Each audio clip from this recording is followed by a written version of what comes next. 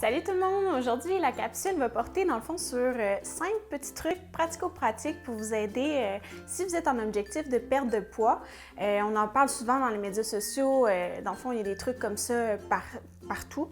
Peut-être que vous les avez déjà entendus, peut-être qu'ils vont être nouveaux. On commence tout de suite. Le premier, assez gros, ça va être de dormir assez. Donc, vraiment de dormir minimum 7-8 heures par nuit. Pourquoi? Parce que quand on est fatigué, le corps, c'est une machine assez merveilleuse, ça veut toujours être à l'équilibre, est en manque d'énergie. Là, vous avez dormi comme 4-5 heures, vous n'avez pas dormi assez, vous êtes fatigué.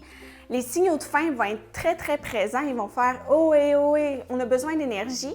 Et comme je l'ai dit dans la première capsule de nutrition, notre énergie, on vient la chercher chez les lipides et chez les glucides. Les protéines servent plus à la construction du corps. Donc, c'est normal que quand on est fatigué, on est vraiment plus porté à aller chercher des aliments riches en sucre, riches en lipides. Donc, on va être porté à ingérer en fait plus de calories que si on avait une bonne nuit de sommeil. Deuxième truc, ça va vous paraître comme mais ça va être écouter ces signaux de satiété. Est-ce que vous avez vraiment faim ou des fois on a juste soif ou, comme le premier truc que je vous ai dit, on est fatigué. Donc, si on a le luxe d'aller faire une petite sieste de 15-20 minutes parce qu'on est fatigué, on va le faire au lieu de prendre une collation riche en sucre, riche en lipides. Aussi, par rapport à ça, c'est de manger lentement. Donc, quand on s'assoit, on prend le temps de prendre un repas, de manger lentement. Pourquoi? Parce que les signaux de satiété, c'est le corps qui dit « Hey, je suis plein, j'ai plus faim, on arrête ça là ». Les signaux de satiété, ça prend 20 minutes avant de se rendre au cerveau pour dire « OK, on arrête, on ferme la bouche, c'est fini, on ne mange plus ». Donc, vraiment prendre le temps de manger lentement, tout simplement. Sinon, si on mange comme vite en 10 minutes, on va ingérer plus de calories que notre corps aurait eu besoin. Dernier point par rapport à ça, évitez de manger devant la télévision, devant YouTube, devant votre écran, votre cellulaire, votre ordinateur. Pourquoi? Parce qu'on est moins conscient de ce qui se passe avec notre corps. Notre cerveau est vraiment focusé sur le vidéo qui se passe et qu'on est moins porté à faire « OK, est-ce que j'ai plus faim? » On est un peu distrait. Vous le savez, là, quand on écoute devant la télé, là, peu importe ce qu'on a à côté, là, ça fait juste rentrer et ça n'arrête pas. Puis on arrête quand, en fait, il n'y a plus de grignotine ou il n'y a plus rien à manger. Donc, évitez la télévision avec les repas. Troisième truc, ça va être de ne pas se restreindre. Là-dessus, je vais être claire, c'est évident qu'en objectif de perte de poids, on enlève des calories de l'alimentation habituelle. On n'a pas le choix de passer par là. Quand je parle de restriction, c'est vraiment ne pas sauter de repas. Donc, certains peuvent penser qu'en sautant le déjeuner ou le dîner, par exemple, je mange moins de calories, je vais perdre du poids comme ça. En fait, non. La réponse, c'est non, vraiment pas. Si vous sautez le déjeuner, par exemple, vous allez être affamé à midi, vous allez tellement manger pour compenser parce que là, vous avez jeûné. Vous allez tellement manger qu'en fait, vous allez ingérer plus de calories que si vous aviez déjeuné. Quelque chose que les gens savent peut-être pas, nous, en tant que nutritionnistes, on aime beaucoup les collations. Tu sais, on est souvent perçu comme un nutritionniste est souvent perçu comme quelqu'un qui va restreindre, qui va vraiment enlever des aliments. Nous, comment on fait des plans alimentaires souvent, là, c'est 3 repas par jour, puis même 3 collations. Une collation le matin, une collation l'après-midi, une collation en soirée, pour être sûr d'avoir de l'énergie, dans le fond, constante tout au long de la journée. Parce que si mettons, vous sautez un repas, mais là, l'énergie crache, vous vous sentez vraiment fatigué et tout, puis qu'est-ce que vous voulez? Ça va un peu comme le point 1, vous êtes fatigué, vous allez pouvoir manger des aliments riches en sucre, riches en gras. Et là, vous allez manger beaucoup, ce qui vient que c'est vraiment pas du tout bon pour le corps humain de fluctuer, dans le fond, les calories comme ça dans une journée. Donc, c'est vraiment préférable d'avoir de l'énergie constante tout au long de la journée.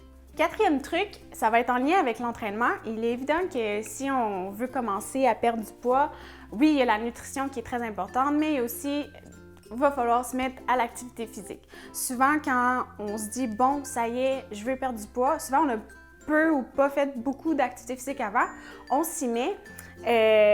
Pour parler de ça, je me souviens d'un de mes profs d'éducation physique de cégep avait parlé que l'activité physique, l'entraînement, c'est comme une roue de vélo.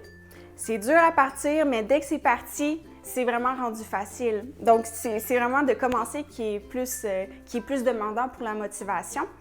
Un truc par rapport à ça pour vous aider à rester motivé avec vos entraînements et tout ça, c'est de les inscrire dans votre agenda, dans votre calendrier, comme aussi important que des rendez-vous.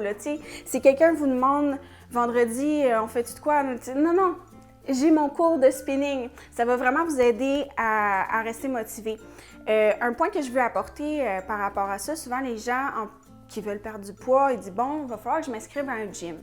Souvent, sont plus ou moins excités à l'idée. Il y en a même qui ont peur du gym. Si j'ai une confidence à vous faire, j'ai étudié en kinésiologie et le gym, oui, j'ai appris des trucs super intéressants, comment s'entraîner en gym et tout ça, mais je peux pas dire que c'est la chose qui me fascine ou qui me passionne le plus. Mais si tu me parles de club de triathlon, si tu me parles de cours de CrossFit, de cours de yoga, je tripe vraiment, vraiment. Puis côté motivation, s'inscrire à des cours d'activité physique, d'entraînement, c'est vraiment plus facile parce que tu as tout le côté social qui vient t'aider. Donc pour quelqu'un qui commence, moi je proposerais, je suggérerais fortement tous les cours qui s'offrent, là, juste par exemple au PEPS à l'Université Laval, les possibilités sont vraiment infinies. Donc commencez par des cours de spinning, cours de yoga. Mais il y en a qui aiment le gym aussi, puis c'est bien correct, ils peuvent commencer avec le gym, il n'y a pas de problème. Mais c'est ça, il y a d'autres possibilités aussi. 5e truc, c'est plus une discussion que je veux avoir avec vous.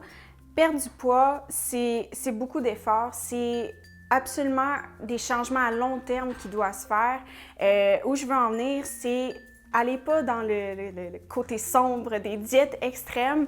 Pourquoi? Parce que oui, ça se peut que tu perdes 10 livres après une cure d'une semaine de jus vert. C'est normal, tu as juste bu de l'eau puis quelques vitamines pendant une semaine. C'est normal que tu perdes 10 livres.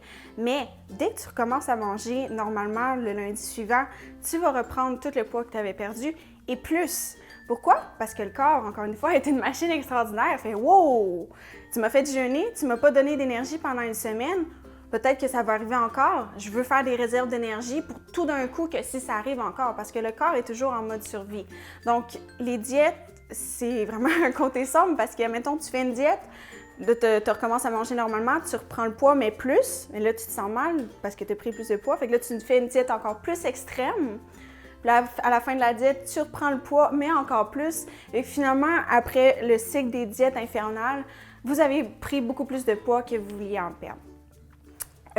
Si on jase mathématiques, dans le fond, qu'est-ce que j'ai appris dans le bac de nutrition et dans le bac de kinésiologie? La façon saine de perdre du poids, c'est de 1 à 2 livres par semaine. Comment on fonctionne là, mathématiquement, comment on planifie ça? C'est que 1 livre est égal à 3500 calories.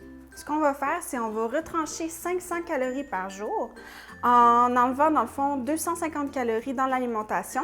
On va faire un plan de saine alimentation. On va calculer votre besoin énergétique en calories. Puis ce qu'on va faire, c'est qu'on va retirer de ce résultat-là 250 calories et on va s'assurer que durant votre entraînement, vous brûlez au minimum 250 calories.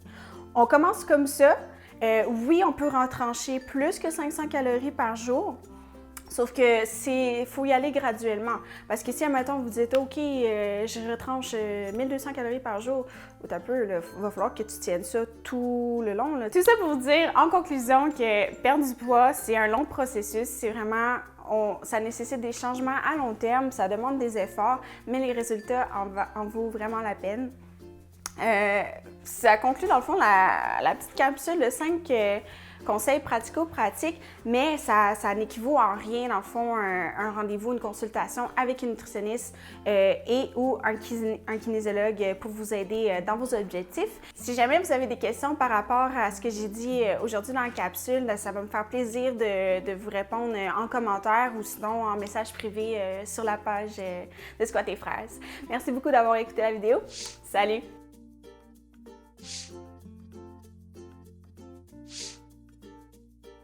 Je veux juste vous parler, confidence. Moi, j'étudie en kinésiologie et honnêtement... Oh. Je veux juste dire... Moi, mais ça... Sans frapper la poitrine. OK. 5e truc. Ça fait juste 5 minutes qu'on a commencé. Je suis l'exciter parce qu'on finit dans 1 minute. Hey, le montage va se faire...